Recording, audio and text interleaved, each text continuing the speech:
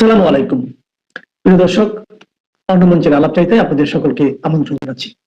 সাম্প্রতিক সময়ের যে নির্মম বর্বরচিত নারকীয় নিষ্ঠুরতাপূর্ণ ঘটনা সকলের হৃদয়কে স্পর্শ করেছে, সে বিষয়টা নিয়ে কথা বলতে চাই। আপনারা অনুধাবন করতে পারেন সেটা বাগেরহাট সদর উপজেলা ছাত্রলীগের সভাপতি সাদ্দাম হোসেনকে কি নিষ্ঠুর আচরণের ভিতর থেকে তার পরিবারকে আত্মহননের পথে ঠেলে দেওয়া হয়েছিল। শুধু আত্মহননের পথেই ঠেলে দেওয়া নয়, তার পরবর্তীতে তার প্রিয়তমা স্ত্রী এবং তার সন্তানের লাশ দেখার জন্য বা জানাজায় যাওয়ার জন্য প্যারোলের আবেদনকে নামঞ্জুর করে যে নিষ্ঠুরতা বর্বরতার পরিচয় প্রশাসনিকভাবে দেওয়া হয়েছে, আমার মনে হয় ইতিহাসে এটা একটা নজির হয়ে থাকবে। সে বিষয় নিয়ে কথা বলবো। আমরা প্রথমেই কারা নির্যাতিত সাংবাদিক মঞ্জুরুল আলম পান্নার সঙ্গে সাদ্দামের ভাইয়ের যে ইন্টারভিউ, সেই ইন্টারভিউর কয়েকটা পার্ট আছে, এক একটা পার্ট আমরা আগে শুনতে চাই এবং আপনাদের শোনাতে চাই। দেখাই যাবে, তাহলে গাড়ি নিয়ে আপনার আবার ফিরে যেতে হবে। তারপরে জেলা সাহেব আমাদের 2 মিনিট সময় হওয়ার সঙ্গে সঙ্গে আমাদের সাথে জায়গাতে ব্যবহার, তারপরে আমরা ওটা মানে নিয়ে আমরা ওইখানে আরো 2-3 মিনিট ওই সিঙ্গে পাল্লা করতে করতে কথা বলি। আমার ভাইটা বললো যে স্যার আর 2-3 মিনিট থাকি, সে বলে না, আর 1 মিনিটও থাকা যাবে না, এখানে সিসি ক্যামেরা আছে, সরকার সব দেখতেছে। ওইখানে কি 10টা মিনিট জন্য কি পুরো জেলখানা কি শেষ হয়ে যেত? ভাই, আমার ভাই জেলখানা থেকে মাটি ঘটায় দিতে ভাই তার সন্তানের জন্য। আমার ভাই আসলে বললাম, ভাই তুই ছেলেটার একটু কোলে নে। কয় আমি ছেলেটারে কি কোলে নেবো, আমি তো বাইরে থাকা অবস্থায় কোলে নিতে পারি কি, আমি তো ওর কোলে নেবো না। ছেলেটারের মাথায় হাতগুলো দিয়ে বললো ক্ষমা করে দিস। আমার বাবির মাথায় হাত বুলে দিয়ে আমার ভাবির কমলাটা চুমু দিয়ে বলিতে আমার মাফ করে দিও। আমি ভালো স্বামী, ভালো পিতা হতে পারলাম না। হায় রে রাজনীতি, খালি এইটুকু বললো। এটাই ভাই।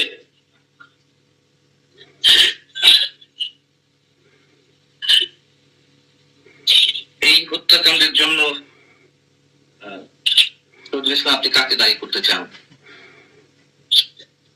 আমি এই হত্যাকাণ্ডের জন্য এই রাষ্ট্রকে দায়ী করতে চাই এবং আমি বলতে চাই, এই দেশে আমাদের জন্মগ্রহণ করা হয়েছে ভুল।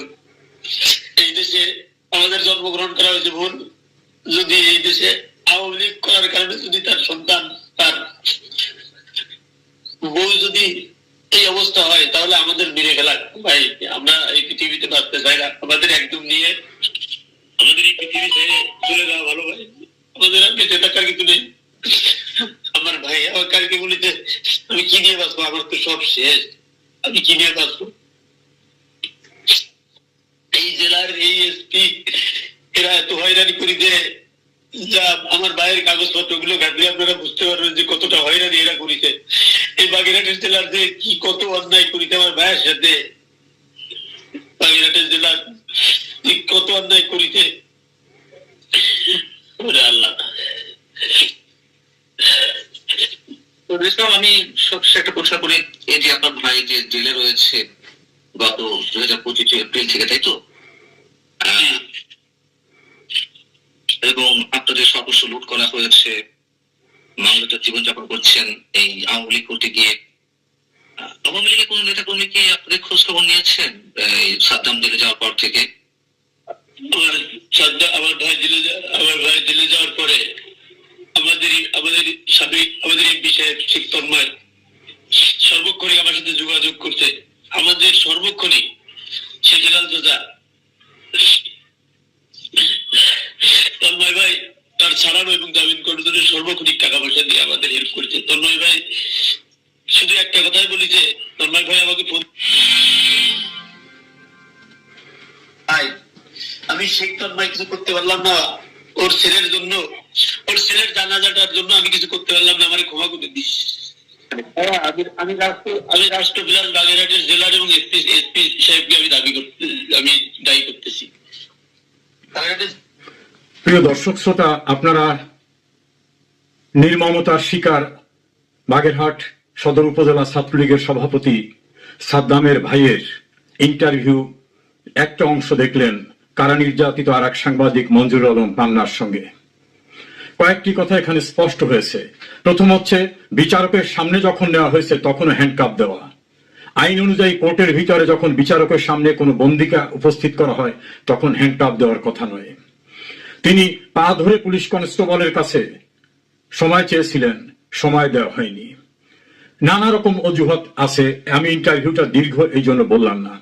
প্রথমত, যে মামলাটিতে তাকে গ্রেপ্তার করা হলো সেই মামলার যে ঘটনার তারিখ দেখানো হয়েছে সেই তারিখের সময় সাদ্দাম দেশের বাইরে ভারতে ছিলেন।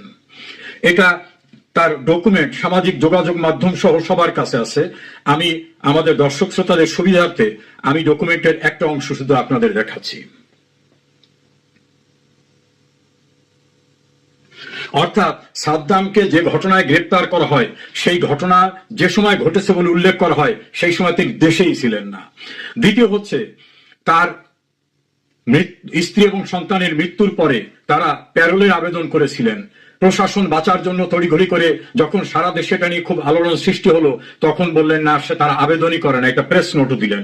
কিন্তু আজকের পত্রিকা, ঢাকার জাতীয় পত্রিকায় বাগেরহাটের জেলা প্রশাসক ইন্টারভিউ দিয়ে বলেছেন ছাত্রলীগ নেতা সাদ্দামের প্যারোলের জন্য আবেদন করেছিল পরিবার, বাগেরহাটের ডিসি। এরপরে ব্যাখ্যা দিয়ে বলা হয় যেহেতু সে বাগেরহাটের বাইরে ছিল, কাজে বাগেরহাটের বাইরে থাকার একটা প্রশাসনিক অজুহাত দিয়ে সেখানে তারা আত্মরক্ষার চেষ্টা করেছেন। এখন এক্ষেত্রে আইন কি বলে? আইনটি হচ্ছে, এই প্যারোলে মুক্তি দেওয়ার জন্য যে স্বরাষ্ট্র মন্ত্রণালয়ের নীতিমালা, সেই নীতিমালাটা 1 জুন 2016 সালের, সেই নীতিমালার 4 নং দফায় পরিষ্কারভাবে বলা আছে, যদি ওই জেলার বাইরেও কোথাও ওই যে এলাকা সংশ্লিষ্ট বন্দী বাইরে কোনো কারাগারে থাকে সেক্ষেত্রেও তাকে প্যারোলে মুক্তি দেওয়া যাবে।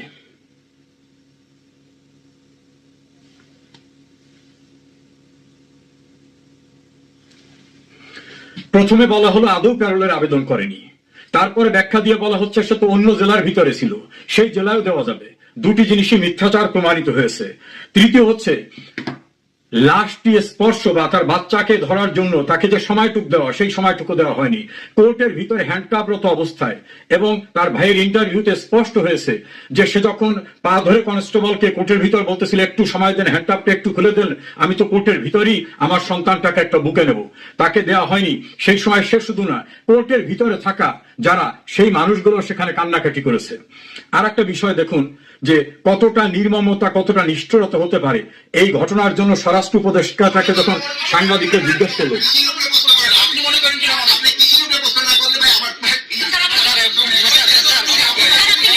দেখেছেন যশোরে একটা মৃত বাচ্চা, এই নিষ্ঠুর স্বরাষ্ট্র উপদেষ্টা বলতেছেন যে ওই প্রশ্নের তিনি কোনো জবাব দিবেন না। তাহলে অবস্থাটা কি দাঁড়ালো? আর প্যারোলে মুক্তির জন্য তারা আবেদন করেছেন, তার ডকুমেন্ট যেমন আছে, বাগেরহাটের ডিসি সেটা স্বীকার করেছেন। এই স্বীকারোক্তির নিউজ তা আজকের পত্রিকা থেকে আমি আপনাদের দেখালাম। আর তাদের সঙ্গে যে নির্মম আচরণ করা হয়েছিল সে আচরণ প্রসঙ্গে তার আত্মীয়রা কি বলছে,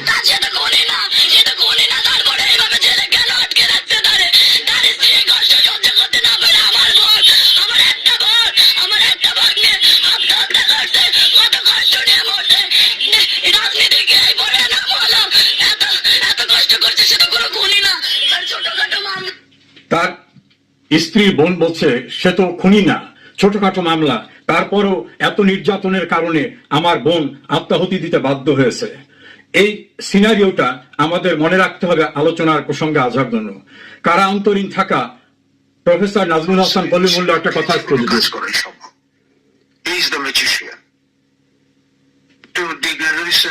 বলে থাকেন বাজিগর, প্রফেসর ইউনূসের পক্ষে যে কোনো কাজ করাই সম্ভব। প্রফেসর নাজমুল হাসান কলিমুল্লাহ বলছেন যে তার পক্ষে যে কোনো কাজ করা সম্ভব। অনুসন্ধানী সাংবাদিক জুলকার নাইন সায়েদ, তার একটা স্ট্যাটাস অনেককে আলোড়ন করেছে। যেই ঘটনায় সাদ্দামকে মামলা দিয়ে আটক করা হয় সেই ঘটনার সময় তিনি ভারতে চিকিৎসা নিতে গিয়েছিলেন। তার পাসপোর্ট যাচাই করেও সেটা জানা গেছে। আওয়ামী লীগের তৃণমূল পর্যায়ের নেতা হওয়ার কারণেই তাকে গ্রেপ্তার করা হয় এমন অসংখ্য ঘটনা আছে যেটা সম্পূর্ণ মিথ্যা মামলা আটক করা হয়েছে। তার স্ত্রী বারবার চেষ্টা করে জামিনের ব্যবস্থা করতে না পারায় মানসিক বিপর্যস্ত হয়ে সন্তান আত্মহত্যা করেন। মানুষ যখন মানবিক মূল্যবোধ হারিয়ে ফেলে তখন সে পশুতে পরিণত হয়। যেহেতু মানুষে জন্মেছে তাই মানুষ থাকার চেষ্টা করুন, পশু নয়। এটা জুলকারনাইন সায়েরের একটা স্ট্যাটাস। এরকম অসংখ্য মানুষের অসংখ্য বক্তব্য সামনে চলে আসছে, যে বক্তব্যের ভিতরে স্পষ্ট হয়েছে যে কতটা অমানবিকতা, কতটা নিষ্ঠুরতা, কতটা বর্বরতা করা হয়েছে সাদ্দামের ক্ষেত্রে। একটু দেখুন একটু। করিতে পারিনি চিৎকার, আমি চিৎকার করে সাদ্দামের কান্নার সঙ্গে সঙ্গী হয়েছে সেখানে পুলিশের যারা দায়িত্বরত ছিলেন তারা সকলে। কতটা নিষ্ঠুরতা, কতটা বর্বরতা করা হয়েছে তার সঙ্গে। এবং এই ঘটনার পরে রাষ্ট্র দায় নেওয়ার, অস্বীকার করার কোনো সুযোগ নাই। সাদ্দাম কি কোনো খুনের মামলার আসামি, কোনো ধর্ষণ মামলার আসামি, এসিড নিক্ষেপের মামলার আসামি? নিশ্চয়ই না। সাদ্দাম কি কোনো অপরাধী ইতোমধ্যে অভিযুক্ত হয়েছেন? না, অভিযুক্ত হননি, শুধুমাত্র অভিযোগ। সেই অভিযোগের বিরুদ্ধে স্ট্রং ডকুমেন্ট রয়েছে যে কথিত ঘটনার সময় সে আদৌ ছিল না। সাদ্দামের ভাই বলছেন তার সঙ্গে কি নিষ্ঠুর আচরণ করেছেন বাগেরহাটের প্রশাসন, তার স্পষ্টভাবে তারা সেটা বলেছেন যে রেকর্ডপত্র দেখলে এর প্রমাণ পাওয়া যাবে। এবং এক পর্যায়ে তিনি ক্রন্দনরত অবস্থায় বলছেন যে আওয়ামী লীগ করা যদি অপরাধ হয়ে থাকে তাহলে আমাদেরকে মেরে ফেলেন। এবং তিনি রাষ্ট্রকে দায়ী করেছেন, স্থানীয় প্রশাসনকে দায়ী করেছেন। এই নিষ্ঠুরতা, বর্বরতা সকল মানবিকতাকে অতিক্রম করে দৃষ্টান্ত স্থাপন করেছেন বর্বরতার। যারা মানবাধিকারের কথা বলতেন তারা আজকে কোথায়? তাদের কোনো কণ্ঠস্বর তো টের পাচ্ছি না। পান থেকে চুন খসলে যারা নানা রকম মানবাধিকারের ফেরিওয়ালা হয়ে কথা বলতেন, এই ঘটনার পরে তাদের স্পষ্ট কোনো ভূমিকা দেখছি না। কানাডার নাগরিক টিভির নাজমুস সাকিবের একটি স্টেটমেন্ট দেখলাম, তার হৃদয় স্পর্শ করা স্টেটমেন্ট, লক্ষ লক্ষ মানুষের হৃদয়কে নাড়া দিয়েছে। এই বর্বরতার শেষ কোথায়? নোবেল লরিয়েটের শাসনামলের এই নিষ্ঠুরতা, এই বর্বরতার মুখোমুখি আজকে আমরা। এর পাশাপাশি আমি আমাদের দলীয় নেতা কর্মীদের বলবো, আজকে আমাদের দুঃসময়, আমাদের নিজেদেরকে ঐক্যবদ্ধ থাকতে হবে। মাননীয় প্রধানমন্ত্রী আমাদের দলের সভানেত্রী বলছেন কাদা ছড়াছড়ি নয়, ঐক্যবদ্ধ থাকতে হবে। কেউ কেউ দেখছি ফেসবুকে পাল্টা সস্তা বাহবা করবার জন্য শেখ হেলাল, শেখ তন্ময়কে নিয়ে নানা রকম কথা বলেছেন। সাদ্দামের ভাইয়ের স্টেটমেন্ট শুনলেন, তারা বলছে শেখ হেলাল চাচা, শেখ তন্ময় প্রতিনিয়ত তাদের সঙ্গে যোগাযোগ রেখেছেন, একটার পর একটা মামলায় তাদেরকে জামিনের ব্যবস্থা করেছেন। যখনই জামিন হয়ে যায় জেলখানার গেটে আসার সঙ্গে সঙ্গে তাকে আরেকটা মামলায় গ্রেপ্তার করা হয়। এই গ্রেপ্তার ঠেকাবার অক্ষমতার কথা শেখ তন্ময় বলেছেন যে আমরা পারলাম না। কাজী শেখ হেলাল, শেখ তন্ময় তাদের জায়গা থেকে চেষ্টা করেননি। এই অভিযোগটা যারা সস্তা কথা বলছেন ফেসবুকে, আমি যদি তারা আমাদের দলীয় নেতাকর্মী হন তাদেরকে আমি করজোড়ে বলবো, দয়া করে এই আত্মহননের পথে যাবেন না। আপনারা তো শুনলেন সাদ্দামের পরিবারে তার ভাই বলছে যে প্রতিনিয়ত শেখ হেলাল, শেখ তন্ময় তাদের সঙ্গে যোগাযোগ রাখছেন, জামিন করাচ্ছেন, একটা জামিন হয় আর একটাকে গ্রেপ্তার করছেন। শেখ হেলাল প্রবাসে থেকেও তিনি সারা বাংলাদেশের নেতা কর্মীদের সঙ্গে যোগাযোগ রাখছেন। তিনি প্রচন্ডভাবে কাজ করছেন যাতে আমরা আমাদের ঋত গৌরব পুনরুদ্ধার করতে পারি। তিনি সাংগঠনিকভাবে প্রতিনিয়ত প্রতি জেলায়, শুধু বাগেরহাট, খুলনা, গোপালগঞ্জ নয়, সারা বাংলাদেশে সবার সঙ্গে যোগাযোগ রাখছেন। তার বিরুদ্ধে কথা বলা, তাকে অভিযুক্ত করা, এটা দ্বারা কি লাভ হচ্ছে? যারা কাজ করছে তাদেরকেও আপনারা এভাবে যদি বিতর্কের ভিতরে নিয়ে আসেন, আমার মনে হয় সেটা সঠিক হবে না। দেশের অভ্যন্তরে আপনারা কেউই ভালো নাই, কেউ কারাগারে, কেউ পালিয়ে আছেন, কেউ নির্যাতনের শিকার হচ্ছেন, বাড়িতে যেতে পারছেন না, সহায় সম্পদ লুণ্ঠন করে নিয়ে যাচ্ছে। কারাগারে যারা আছে তারাও তো বর্বরতার শিকার হচ্ছে। আপনারা কি ভুলে গেছেন নুরুল মজিদ মাহমুদ হুমায়ুনের কি নির্মম মৃত্যুর পরেও তার হ্যান্ডকাপ দেওয়া ছিল? এই নুরুল মজিদ মাহমুদ হুমায়ুন কিন্তু একজন বীর মুক্তিযোদ্ধা, মাননীয় প্রধানমন্ত্রীর ক্যাবিনেটের মেম্বার ছিলেন, 4 বারের এমপি ছিলেন। এরকম অনেকেই জেলখানায়, অনেকের মৃত্যু হচ্ছে, রাস্তাঘাটে মৃত্যু হচ্ছে। প্রবাসেও সবাই খুব আরামে আছে, কথা একদম ভাববেন না।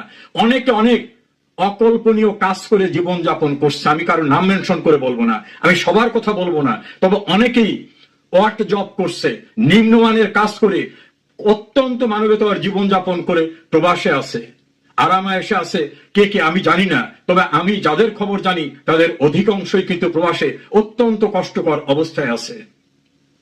এই দুঃসময় আমাদের জন্য আত্মহননের পথে নিজেদের ভিতর কোন্দল, একে অপরকে অভিযুক্ত করা, গণহারে আমাদের নেতৃবৃন্দকে অভিযুক্ত করা, এদিকে যাবেন না।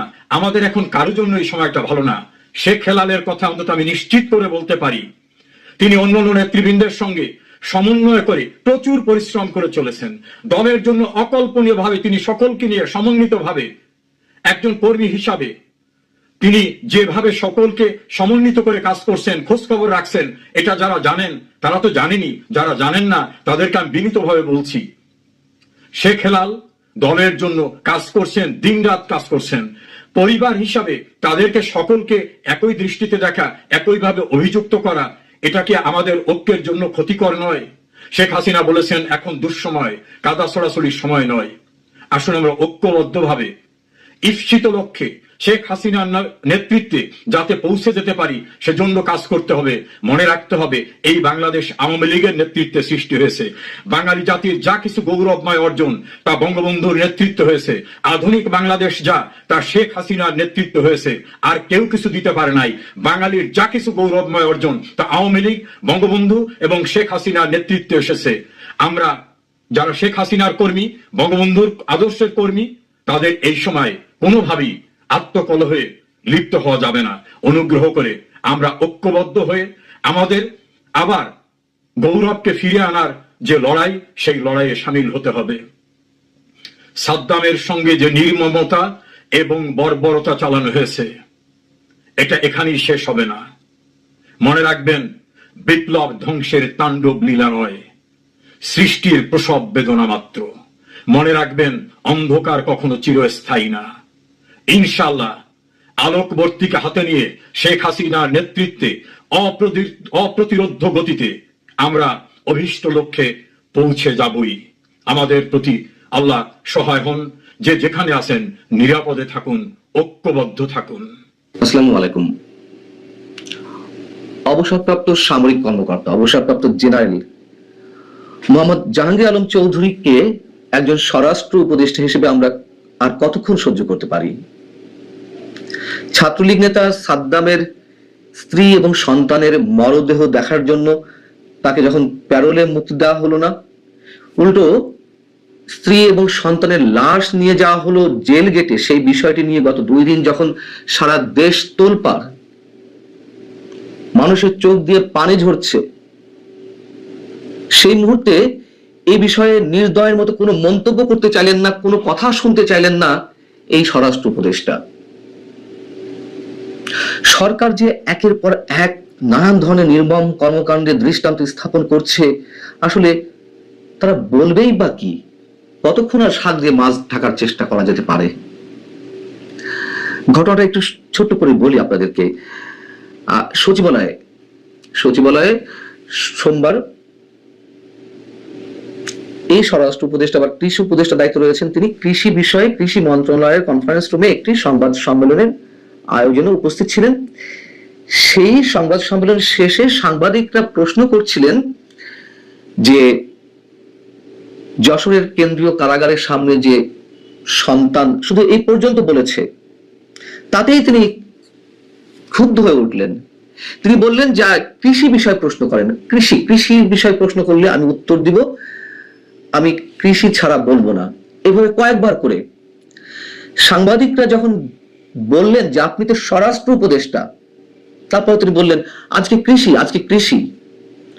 সাংবাদিকরা বারবার স্বরাষ্ট্র উপদেষ্টাকে এ বিষয়ে কথা বলতে হবে এবং তিনি দায়বদ্ধ বলে উল্লেখ করার চেষ্টা করলে তিনি বলেন আমি দায়বদ্ধ না। কে দায়বদ্ধ? এটা কোন মন্ত্রণালয়ের অধীনে?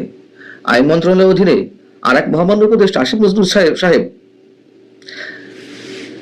স্বরাষ্ট্র উপদেষ্টা ছাত্রলীগ এবং আওয়ামী লীগের কারো জামিন বাতিল হয়নি বলে মন্তব্য করেন।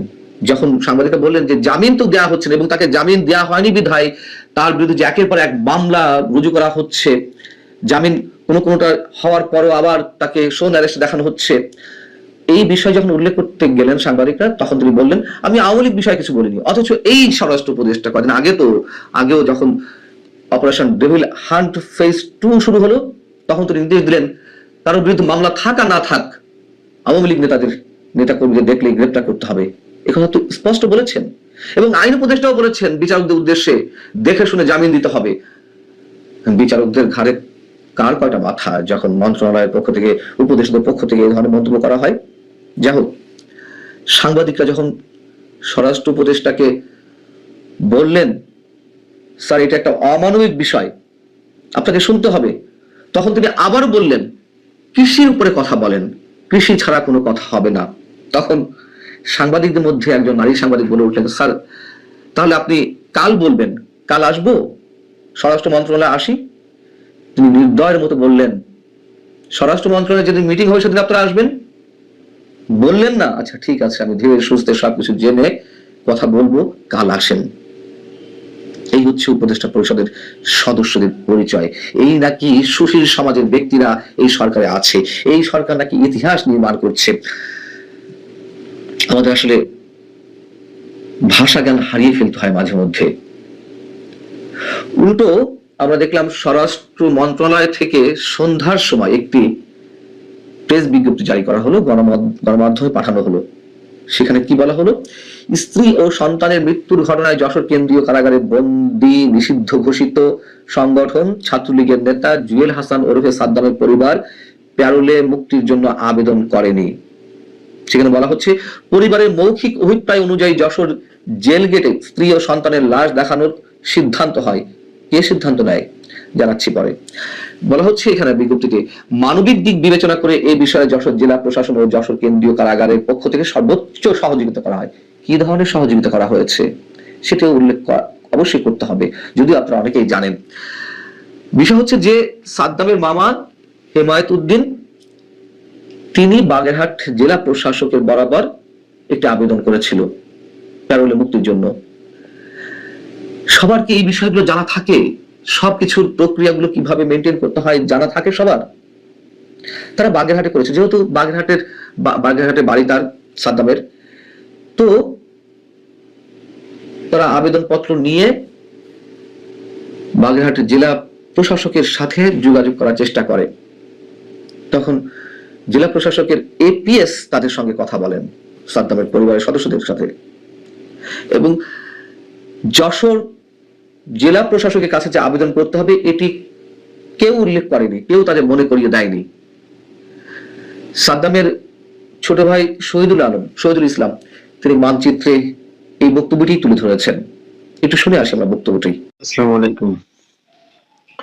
আমার মামা, আমার ভাইয়া প্যারোলে মুক্তির জন্য আবেদন করছিল বাগেরহাট ডিসি অফিসে। তখন ডিসি মহোদয়ের এপিএস ডিসি মহোদয়কে অবগত করছিল, কাগজ নিয়ে গেছিল। তখন ডিসি মহোদয় মেনশন করে দিছিল জেলারকে। তখন জেলার সঙ্গে ডিসি মহোদয়ের এপিএস কথা বলছে। তখন জেলার সাহেব ডিসি মহোদয়ের এপিএস কে বলছে এটা কারা আইনে হবে না। তখন আমাদের জেলা এপিএস জেলা সাহেবের সাথে যোগাযোগ করতে বলে, এবং এপিএস কে মামা জিজ্ঞেস করে যে কোন রকম কোনো ওয়ে আছে কিনা। তখন বলছে যে কোন রকম কোনো ওয়ে, জেলা সাহেবের সাথে যোগাযোগ করেন। জেলা সাহেবের কাছে গেলে জেলা সাহেব বলছে যে না, কোন রকম কোনো ওয়ে নাই, আপনারা বড়জোর লাশটা নিয়ে যে দেখে আসতে পারেন, এই ব্যবস্থা আমি করে দিতে পারি। তাও 4 জন লোক যাবেন, 2 থেকে 3 মিনিট বা সর্বোচ্চ 5 মিনিট সময় পাবেন। আর আপনাদের কাছে আমার একটা প্রশ্ন থাকলো, আমরা 6-7 ঘন্টা আমরা লাশ নিয়ে যেতে পারছি, আমরা কি যশোরের কথা যদি বলতো তাহলে আমরা কি যশোর যেতে পারতাম না? যে আমরা কি অ্যাপ্লিকেশনটা দিতে পারতাম না? তারা আমাদের এই বিষয়ে কোনো অবগত করে নাই যে এটা যশোরের বিষয়, আপনারা যশোরে যোগাযোগ করেন। এমনকি ভাইরাল হওয়া ছবিতে নিশ্চয় আপনারা এও খেয়াল করেছেন যে জেল গেটের মধ্যে যখন সাদ্দামের স্ত্রী এবং সন্তানের মরদেহ রাখা এবং তাদের দিকে সাদ্দাম ফ্যালফাল দৃষ্টিতে তাকিয়ে আছে, তার হাত দুটি কিন্তু পেছন থেকে বাঁধা ছিল। কি হতো হ্যান্ডকাপটি খুলে দিলে? সে তো জেলের গেটের মধ্যেই ছিল, শত শত পুলিশি প্রহরা। হ্যান্ডকাপ খুলে দিলে সে সবাইকে পাশ কাটিয়ে দৌড়ে পালাতে পারতো, সবার উপরে ঝাঁপিয়ে পড়তো।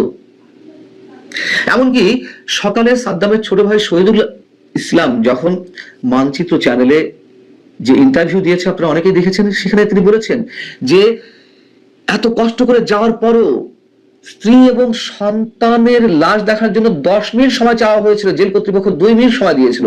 তারা অনেক বাক বিতণ্ডার পরে 5 মিনিট পর্যন্ত রাখতে পেরেছিল। কি নির্দয় এই রাষ্ট্র ব্যবস্থা! আর এই স্বরাষ্ট্র উপদেষ্টা এত কথা বলেন কিন্তু এই বিষয়ে কথা বলতে চাইলেন না। রাত 2টার সময়ও তিনি তার নিজের বাড়িতে সংবাদ সম্মেলনের নামে সাংবাদিকদের ডেকে কথা বলেন, যখন তার পদত্যাগের দাবি ওঠে বিভিন্ন জায়গা থেকে। লুট হওয়া অস্ত্র উদ্ধার করতে না পারার ব্যর্থতা ঢাকতে তিনি কি মন্তব্য করলেন কদিন আগে? তিনি বললেন, লুট হওয়া সব অস্ত্র উদ্ধার হয়নি, তবে সেই অস্ত্রগুলো নির্বাচনে ব্যবহার করা হবে না। তার মানে কি তিনি জানেন যে অস্ত্রগুলো কোথায়, সেগুলো ব্যবহার হবে না তার নিশ্চয়তা তিনি দেন কিভাবে? আমাদের আসলে সব বিষয়ে মন্তব্য করতে গেলে আসলে মন্তব্য করা ঠিক না, মানে এটুকুই বলতে চাচ্ছি। বলছিলাম যে আমরা ভাষা জ্ঞান হারিয়ে ফেলেছি। সাম্প্রতিক সময়ের যে নির্মম বর্বরচিত নারকীয় নিষ্ঠুরতাপূর্ণ ঘটনা সকলের হৃদয়কে স্পর্শ করেছে, সে বিষয়টা নিয়ে কথা বলতে চাই। আপনারা অনুধাবন করতে পারেন সেটা বাগেরহাট সদর উপজেলা ছাত্রলীগের সভাপতি সাদ্দাম হোসেনকে কি নিষ্ঠুর আচরণের ভিতর থেকে তার পরিবারকে আত্মহননের পথে ঠেলে দেওয়া হয়েছিল। শুধু আত্মহননের পথেই ঠেলে দেওয়া নয়, তার পরবর্তীতে তার প্রিয়তমা স্ত্রী এবং তার সন্তানের লাশ দেখার জন্য বা জানাজায় যাওয়ার জন্য প্যারোলের আবেদনকে নামঞ্জুর করে যে নিষ্ঠুরতা বর্বরতার পরিচয় প্রশাসনিকভাবে দেওয়া হয়েছে, আমার মনে হয় ইতিহাসে এটা একটা নজির হয়ে থাকবে। সে বিষয় নিয়ে কথা বলবো। আমরা প্রথমেই কারা নির্যাতিত সাংবাদিক মঞ্জুরুল আলম পান্নার সঙ্গে সাদ্দামের ভাইয়ের যে ইন্টারভিউ, সেই ইন্টারভিউর কয়েকটা পার্ট আছে, এক একটা পার্ট আমরা আগে শুনতে চাই এবং আপনাদের শোনাতে চাই। বলছে না, তাহলে দেখাই যাবে না, তাহলে গাড়ি নিয়ে আপনার আবার ফিরে যেতে হবে। তারপরে জেলা সাহেব আমাদের 2 মিনিট সময় হওয়ার সঙ্গে সঙ্গে আমাদের সাথে জায়গাতে ব্যবহার, তারপরে আমরা ওটা মাইনে নিয়ে আমরা ওইখানে আরো 2-3 মিনিট ওই সিঙ্গে পাল্লা করতে করতে কথা বলেছি। আমার ভাইটা বললো যে স্যার আর 2-3 মিনিট থাকি, সে বলে না, আর 1 মিনিটও থাকা যাবে না, এখানে সিসি ক্যামেরা আছে, সরকার সব দেখতেছে। তা ওইখানে কি 10টা মিনিট যদি কি পুরো জেলখানা কি শেষ হয়ে যেত ভাই? আমার ভাই জেলখানা থেকে মাটি বাটায় দিতে ভাই, তার সন্তানের জন্য। আমার ভাই আসলি বললাম, ভাই তুই ছেলেটার একটু কোলে নে। কয় আমি ছেলেটারে কি কোলে নেবো, আমি তো বাইরে থাকা অবস্থায় কোলে নিতে পারিনি, আমি তো ওরা কোলে নেবো না। ছেলেটার মাথায় হাত বুলিয়ে দিয়ে খালি বললো ক্ষমা করে দিস। আমার ভাবির মাথায় হাত বুলিয়েছে, আমার ভাবির কমল একটা চুমু দিয়ে বলেছে আমারে মাফ করে দিও। আমি ভালো স্বামী, ভালো পিতা হতে পারলাম না। হায় রে রাজনীতি, খালি এইটুকু বললো। এটাই ভাই।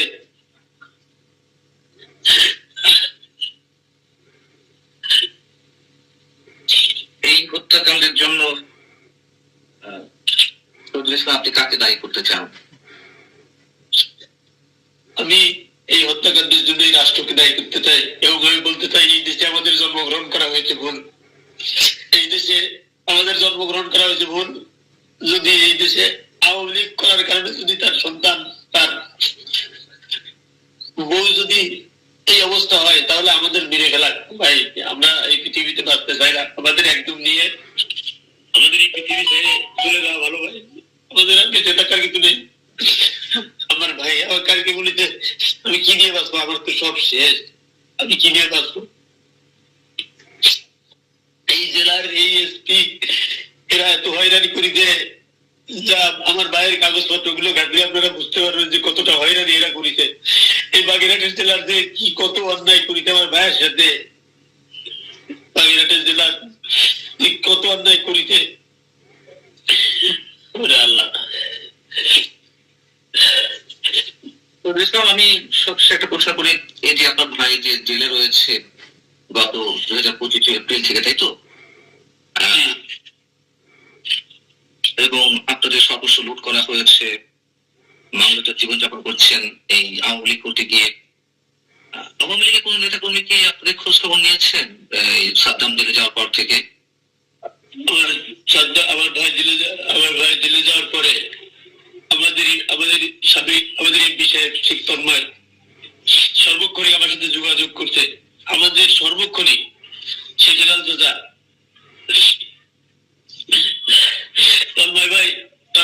এবং জামিন কর্মচারীর সর্বক্ষণিক টাকা পয়সা দিয়ে আমাদের হেল্প করেছে। তন্ময় ভাই, শুধু একটা কথাই বলি যে তন্ময় ভাই আমাকে